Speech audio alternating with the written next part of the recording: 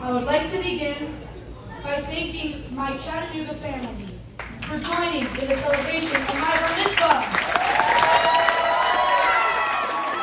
The president makes this occasion a truly special and meaningful one.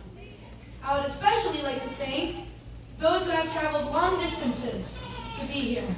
My friends from Chicago and Atlanta, my dear grandparents, Zadie and Bubby Pearlstein, Zadie and Bubby Duchman,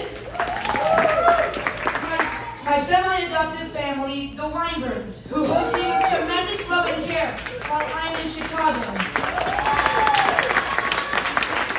And all of my uncles and aunts, cousins and friends who are here from Morocco, Dubai, New York, New Jersey, Chicago, Virginia, Oregon, Alabama, and California.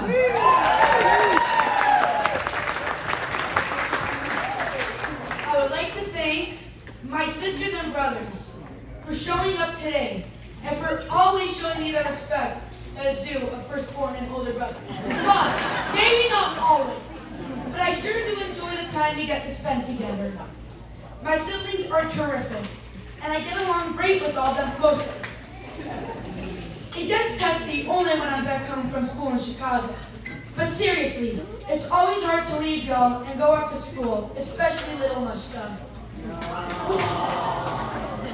But it really helps a lot when spending time with Tati each night, reviewing my studies, and getting to FaceTime with all of you the rest of the time.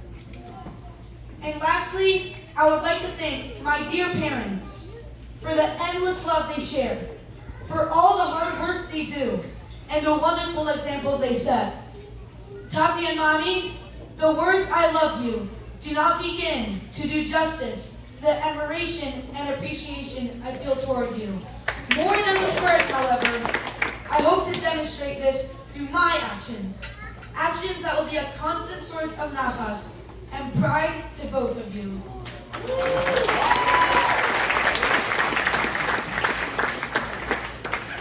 In this week's Torah portion, we find a quite perplexing story. Zadie, you must have looked at my speech. I'll say it the way that I understand it. In this week's Torah portion, we find a quite perplexing story. Isaac grows old, and his eyes become dim. He wanted to bless his son Esau before he dies. Rebekah, Isaac's wife, dresses her other son Jacob in Esau's clothing to steal the blessings from his father. Now, even the Torah itself attests that Jacob was a wholesome man, a dweller of the tents of study, while Esau was a materialistic and bodily man who despised his birthright and was a skilled hunter and man of the field. Yet, instead of reasoning with her husband, Rebekah chose the path of deception. Jacob, dressed in Esau's clothing, is how he must receive the blessing. As my Chattanooga buggy Elaine would say, this just ain't right. Yes, Rebekah could have easily persuaded her husband, but then these powerful spiritual energies would have been given to Jacob as a wholesome Jacob, the one who looked like Jacob within and without. Rebekah, by dressing Jacob in Esau's clothing, ensured that the spark of Judaism, the essence of the Jewish soul, the fountain of Jewish faith, would remain embedded in the heart of every single Jew forever, even the Jew that so many others dismiss as merely an Esau. This reminds me of a story when an atheist was walking through the woods, admiring the majestic trees and powerful rivers, and suddenly he heard a rustling in the bushes behind him. He turns around, only to see a 7-foot grizzly bear charging towards him. He ran as fast as he could, but he was no match for the bear. The atheist tripped and fell onto the ground.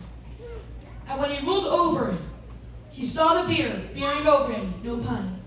reaching forward with his strong, scary paws. At that instant, the atheist cried out, "Oh God, help me!" Time stopped. The beer froze. The forest went silent. A strong voice was then heard saying, "You denied my existence publicly for all these years, and now you expect me to help you out of this predicament?" The atheist pleaded, "It would be hypocritical of me to suddenly ask you to treat me as a believer, but perhaps you could make the beer a believer?" "Very well," said the voice. The sounds of the forest resumed, and the beer dropped his right paw, closed his eyes, put a yarmulke on his head, meditated for a few moments, and then began to sing. Hamotzi lechem min haaretz, we thank God for giving us our meal.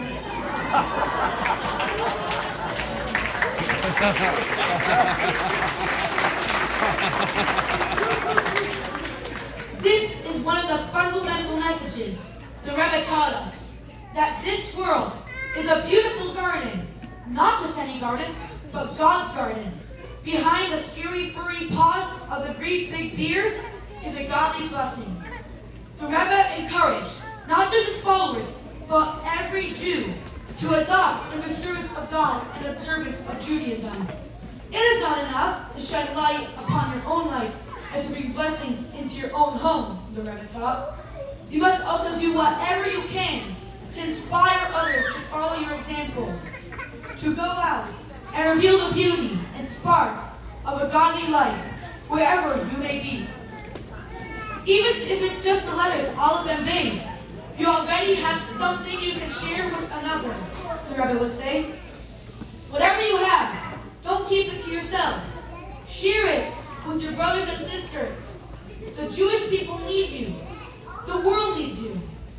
I'll be honest.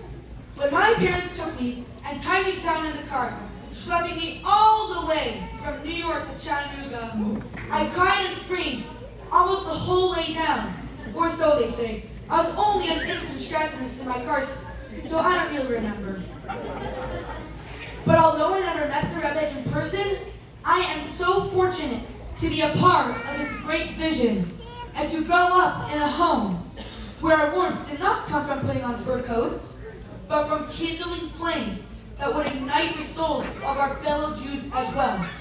From the earliest age, I understood that we must not view a person by their outside, but see the peace of God within and their unlimited potential. To grow up watching and playing with friends who were so proud to be Jewish, even if it came with some sacrifice, inspired me. And now that I am a bar mitzvah, I look forward to stepping up my efforts in this regard to a whole new level. I look forward to following in the footsteps of my parents, grandparents, teachers, and mentors who have shown me that the best way to improve your own life is by improving the lives of those around you. We are not islands unto ourselves. We are all in this together. The more we share and give of ourselves, the sooner we will merit to see the day. In the words of Isaiah, the world will be filled with knowledge of God as the waters cover the sea, but the coming of Mashiach may be speedily in our days. Amen.